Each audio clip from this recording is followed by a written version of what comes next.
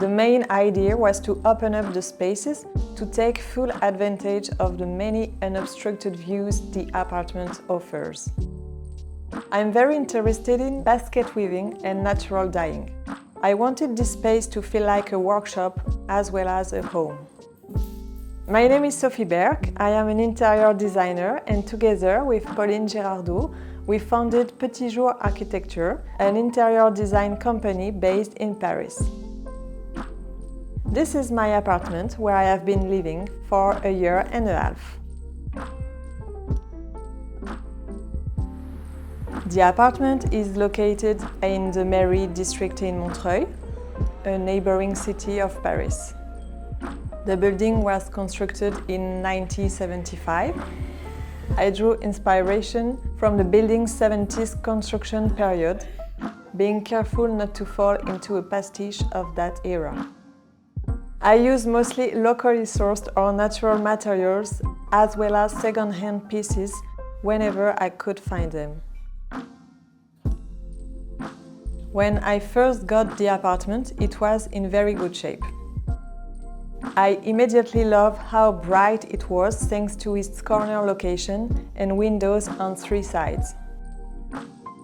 The apartment consisted of a bedroom, a bathroom and toilet, and a closed-off living room and kitchen. Nearly all the spaces were separated by doors, 6 in total. The first thing I did was to remove the partition that separated the kitchen and living area. This gave me the opportunity to add an island that separates the spaces without cutting them off.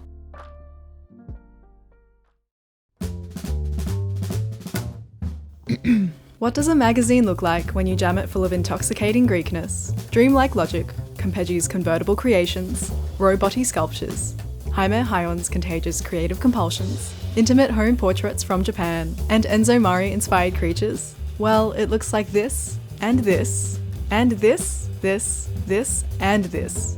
And it includes sexy as hell small apartments from Amsterdam, Athens, and Milan too, as well as a spectacular archive of stickers and labels telling stories of design histories. And it also features the 100% definitive and scientifically proven principles of timeless design. Disclaimer, not 100% definitive or scientifically proven. Wait, there's more. There is a salami factory turned art museum, and there are very unkitcheny kitchens, laundries, legacies, mythology, and some seriously hot pots. Oh my. Get your copy now.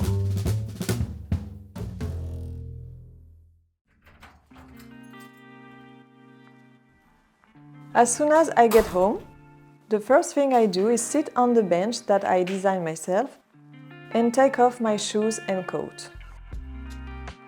I painted the flooring in this area in a bronze green shade and gave it a curved border. Front doors in France are usually made from steel and are magnetic, so I decided to fill mine with postcards from art exhibits. The living room receives the most light in the apartment. In the lounge area, I matched a dusty pink sofa with a chair by the designer of the iconic Togo in a warmer shade of pink. Behind the sofa, I decided to sand down the wall to reveal the raw concrete. Another very 70s thing about this apartment is that it's only 2.5 meters high, which made ceiling lights feel quite uncomfortable. I worked really hard to find different lamps and light fixtures that could keep the room well lit while providing soft lighting. The floors in here are also cement, as in the rest of the house, to cut on cost. This area is directly connected to the balcony, which extends the living area on sunny days. The recessed wall in the corner of the apartment was the perfect place to install a bookshelf, and it naturally became my office area. I decided to face the desk to the apartment, as not to feel totally isolated while working. I wanted to be totally surrounded by the things I love and inspire me, and I needed to have easy access to my stuff. On top of the bookshelf, I installed a pull-down projector screen for movie nights with my boyfriend. I designed the kitchen knowing it had to be somewhere I could make a bit of mess with my natural dyes and not worry about staining. Above the sink, I added open shelves that can also be accessed from the other side and makes the space feel less boxed in. For the backsplash, I sourced tiles that were in style in the 70s that complement the apartment's architecture. I choose to leave the dishwasher, refrigerator and freezer in the kitchen uncovered. You can see them from inside the kitchen, but not from the living space. The dining table is compact, but can fit up to 6 people when I have friends over. The legs have adjustable heights, which come in handy for basket weaving. The bathroom is glossy and colorful. Although this place doesn't have natural light, I still wanted it to feel very luminous. I placed the border-colored wall tiles in a striped pattern and combined them with brown floor tiles that give the eye a rest. I used the space behind the door to add floating cherry wood shelves, which I mounted on the wall using tiptoe brackets. Inside the walk-in shower, I added a floating ceramic shelf that looks really good with the colorful tiles and chrome fixtures. The small transition area gives me a lot of extra storage that I couldn't have fit in the main bathroom. The multi-tone blue curtain, which I made, beautifully hides all this clutter while keeping it comfortably accessible. The bedroom is a peaceful place for me to unwind.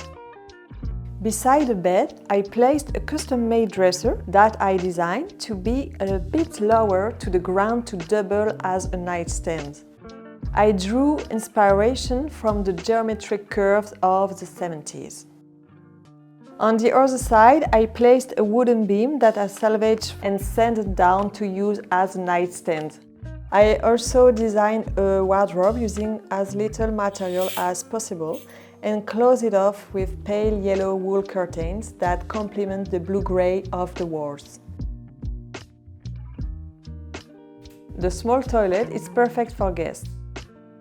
I wanted to create a sort of rug effect with the tiles, so I chose 4 different colors that create a checkered pattern. The orange spotlight adds a pop of color that livens up the space. I finished the space off with the smallest sink I could find. Living in a small space, depending on its size, inevitably requires making choices and setting priorities. It is important to identify which activities can take place in the same spot using the same furniture, and conversely, which ones need to be done separately, each in its own place. Sign up to our newsletter for subscriber-only content and exclusive offers. Visit nevertoosmall.com/subscribe.